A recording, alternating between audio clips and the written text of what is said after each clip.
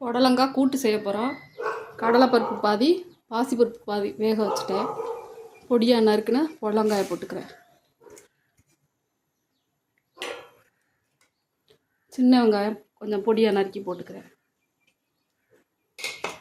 வேகட்டும், புடலங்காய் வேகட்டும். புடலங்காய் வெந்துடுச்சு. உப்பு போட்டுக்கிறேன்.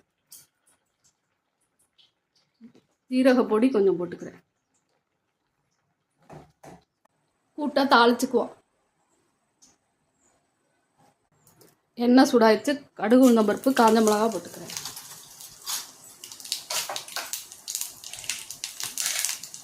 வெங்காயம் போட்டுக்கிறேன்.